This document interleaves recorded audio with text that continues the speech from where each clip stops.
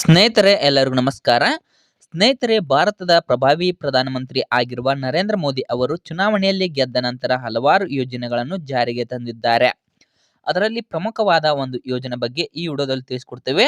ಈ ಯೋಜನೆಯಿಂದ ಪ್ರತಿಯೊಬ್ಬರು ಕೂಡ ಉಚಿತವಾಗಿ 30,000 ರೂಪಾಯಿ ಹಣವನ್ನು ಪಡೆದುಕೊಳ್ಳಬಹುದಾಗಿದೆ. ಹಾಗಾದರೆ ಅವರು ಜಾರಿಗೆ ತಂದಿರುವ ಆ ಯೋಜನೆ ಯಾವುದು? ಆ ಯೋಜನೆಗೆ ಅರ್ಜಿಯನ್ನು ಸಲ್ಲಿಸಲು ಇರಬೇಕಾದ ಅರ್ಹತೆಗಳು ಯಾವುವು? ಹಾಗೂ ಈ ಯೋಜನೆಗೆ ಅರ್ಜಿಯನ್ನು ಸಲ್ಲಿಸಲು ಬೇಕಾಗುವ ದಾಖಲೆಗಳು ಯಾವುವು? ಅರ್ಜಿಯನ್ನು ಎಲ್ಲಿ ಸಲ್ಲಿಸಬೇಕು ಎಲ್ಲವನ್ನು ಕುರಿತು ಸಂಪೂರ್ಣವಾದ ಮಾಹಿತಿಯನ್ನು ಈ ವಿಡಿಯೋದಲ್ಲಿ ತಿಳಿಸಿಕೊಡ್ತೇವೆ.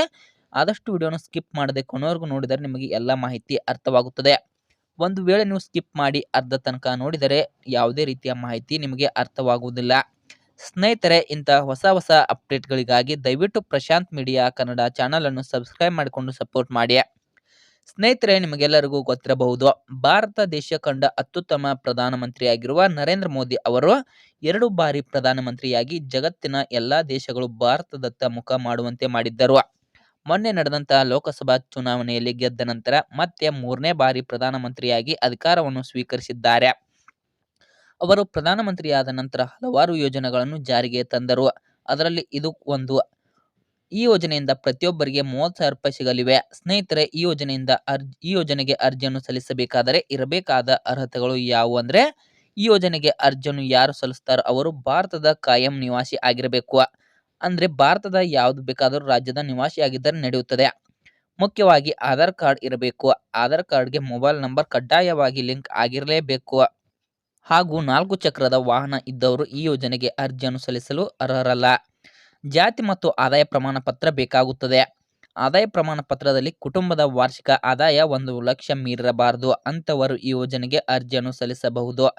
ಇನ್ನು ಈ ಯೋಜನೆಗೆ ಅರ್ಜಿಯನ್ನು ಸಲ್ಲಿಸಲು ಬೇಕಾಗುವ ದಾಖಲೆಗಳು ಯಾವುವಂದ್ರೆ, ಸ್ನೇಹಿತರೆ, ಮುಖ್ಯವಾಗಿ ರೇಷನ್ ಕಾರ್ಡ್ ಬೇಕಾಗುತ್ತದೆ. ಅದು BPL ರೇಷನ್ ಕಾರ್ಡ್ ಆದರೂ ಆಗಿರಬಹುದು, APL ರೇಷನ್ ಕಾರ್ಡ್ ಆದರೂ ಆಗಿರಬಹುದು. ಅಲ್ಲದೆ ಮೊಬೈಲ್ ಸಂಖ್ಯೆ ಕೂಡ ಬೇಕಾಗುತ್ತದೆ. ಯಾಕಂದ್ರೆ ಆಧಾರ್ ಕಾರ್ಡ್ಗೆ ಮೊಬೈಲ್ ಸಂಖ್ಯೆ ಲಿಂಕ್ ಇದ್ರೆ OTP ಬರುತ್ತದೆ. ಅದಕ್ಕೆ OTP ಸಲುವಾಗಿ ಬೇಕು. ಹಣ ಜಮಾ ಆಗಲು ಬ್ಯಾಂಕ್ ಪಾಸ್ಬುಕ್ ಬೇಕಾಗುತ್ತದೆ. ಆದಾಯ ಮತ್ತು ಜಾತಿ ಪ್ರಮಾಣ ಪತ್ರ ಬೇಕು. ಯಾವುದಾದರೂ ಒಂದು ಗುರುತಿನ ಚೀಟಿ ಬೇಕು. ಇವೆಲ್ಲ ದಾಖಲೆಗಳು ಇದ್ದಾಗ ಮಾತ್ರ ಈ ಯೋಜನೆಗೆ ಅರ್ಜಿಯನ್ನು ಸಲ್ಲಿಸಿ ರೂಪಾಯಿ 30,000 ಹಣವನ್ನು ಪಡೆದುಕೊಳ್ಳಬಹುದಾಗಿದೆ. ಈ ಯೋಜನೆಗೆ ಸಂಬಂಧಿಸಿದಂತೆ ನಿಮ್ಮ ಹತ್ತಿರದ ಆನ್ಲೈನ್ ಸೆಂಟರ್ಗೆ ಹೋಗಿ ಅರ್ಜಿಯನ್ನು ಸಲ್ಲಿಸಿ. ಸ್ನೇಹಿತರೆ, ಈ ಯೋಜನೆಗೆ ಅರ್ಜಿಯನ್ನು ಸಲ್ಲಿಸಲು ಇನ್ನೂ ದಿನಾಂಕವನ್ನು ಬಿಟ್ಟಿಲ್ಲ. ದಿನಾಂಕವನ್ನು ಬಿಡುಗಡೆ ಮಾಡಿದರೆ ಮತ್ತೊಮ್ಮೆ ನಿಮಗೆ ಈ ಯೋಜನೆ ಬಗ್ಗೆ ವಿಡಿಯೋ ಮಾಡಿ ತಿಳಿಸ್ಕೊಡ್ತೇವೆ. ಸ್ನೇಹಿತರೆ, ಈ ಮಾಹಿತಿ ನಿಮಗೆ ಇಷ್ಟವಾಗಿದ್ದರೆ ಈ ವಿಡಿಯೋಗೊಂದು ಲೈಕ್ ಮಾಡಿ. ಇಂತಹ ಮತ್ತಷ್ಟು ಅಪ್ಡೇಟ್ಗಳಿಗಾಗಿ ದಯವಿಟ್ಟು ಪ್ರಶಾಂತ್ ಮೀಡಿಯಾ ಕನ್ನಡ ಚಾನಲ್ ಅನ್ನು ಸಬ್ಸ್ಕ್ರೈಬ್ ಮಾಡಿಕೊಂಡು ಸಪೋರ್ಟ್ ಮಾಡಿ.